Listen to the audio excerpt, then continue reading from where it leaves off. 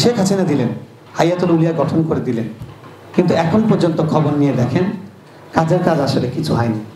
কওমি মাদ্রাসার স্বীকৃতিকে সত্যিকার অর্থে কীভাবে প্রতিষ্ঠা করা যায়, এবং এটা লাখ লাখ তরুণ বের হচ্ছে, সবাই কওমি মাদ্রাসা করবে না, সবাই ইমামতি করবে না, করা উচিত হবে না।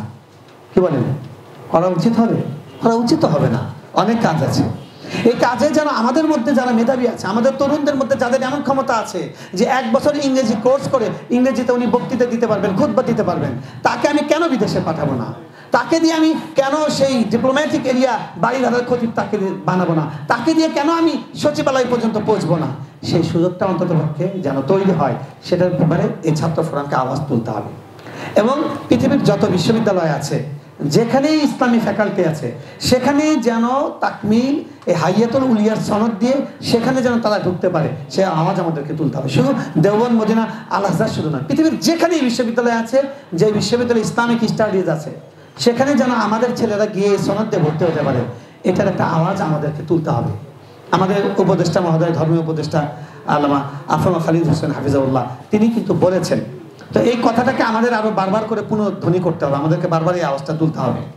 এবং দেওবন্দ মাদ্রাসায় ছেলেরা কষ্ট করে জীবনের ঝুঁকি নিয়ে যায় চুরি করে, সেরকম করে নয়, বুক ফুলিয়ে বৈধভাবে যেন যেতে পারে।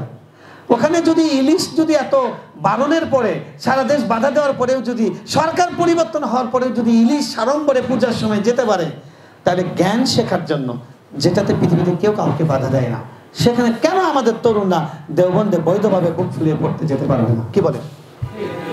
এই প্রশ্নটা আমাদের তোলা উচিত নয়? আমি আশা করব বাংলাদেশ কওমি ছাত্র ফোরাম সেই প্রশ্নগুলো সামনে আনবে, তরুণদের মধ্যে সেই প্রশ্নগুলো তারা জারিত করবে, তরুণরা সেই আওয়াজটা তুলবে, সব জায়গায় সেই আওয়াজটা তুলবে।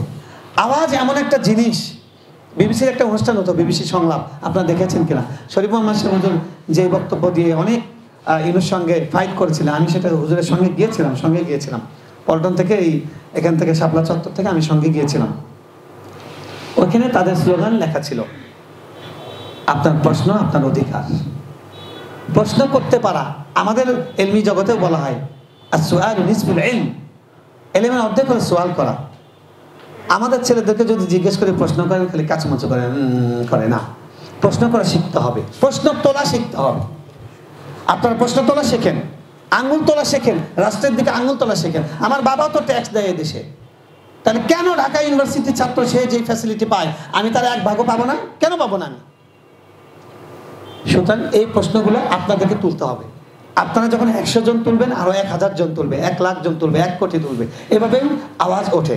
তো সুতরাং আপনার অধিকার প্রশ্ন তোলার অধিকার। আপনি যদি প্রশ্ন তুলতে পারেন, এই অধিকারটা এখন পর্যন্ত আছে। যদি অধিকার নিয়ে প্রশ্ন তুলতে পারেন, তাহলে আগামীকাল আপনি অধিকারও পাবেন ইনশাআল্লাহ। আমরা তো এখনো অধিকার নিয়ে প্রশ্ন তোলাই শুরু করি, কথা ঠিক না বেঠিক? এই জন্য আমি আশা করব বাংলাদেশ কওমি ছাত্র ফোরাম সেই কাজটা করবে। বিভিন্ন মাদ্রাসায়, বড় বড় মাদ্রাসায় আপনারা কমিটি করেন, তারপরে সেই মাদ্রাসাগুলোতে আপনারা বৈঠকের আয়োজন করেন, পাঠচক্রের আয়োজন করেন, হাটহাজারিতে যান, পটিয়ায় যান, সিলেটে যান, উত্তরবঙ্গে জামিল মাদ্রাসায় যান, একটু ছড়িয়ে যান, খুবই অন্ধকার ঢাকার বাইরে, সেই জায়গাগুলোতে আপনারা যান। আপনাদেরকে পছন্দ করে এরকম ছেলেপেলে সব জায়গায় পাবেন। ফেসবুকে স্ট্যাটাস দেন যে এবার আমরা উত্তরবঙ্গে যাচ্ছি, কোথায় যাব বলেন, আমাদের সঙ্গে যোগাযোগ করেন। আপনারা যান, গিয়ে কমিটি করে দিয়েছেন, কমিটি করে দিয়ে এসে তাদেরকে যে আওয়াজ তোলান, ওখানে একটা সেমিনার করেন যে কমির ছেলেদের কি পাওয়ার কথা ছিল, তারা কি পেয়েছে, কি পাওয়ার সম্ভাবনা আছে, সেই সম্ভাবনা এখনো সেটা বাস্তবায়ন হয়নি। এই কথাগুলো তাদেরকে পর্যন্ত দেন। সিলেটে গিয়ে আওয়াজটা তোলেন, চট্টগ্রামে গিয়ে আওয়াজটা তোলেন।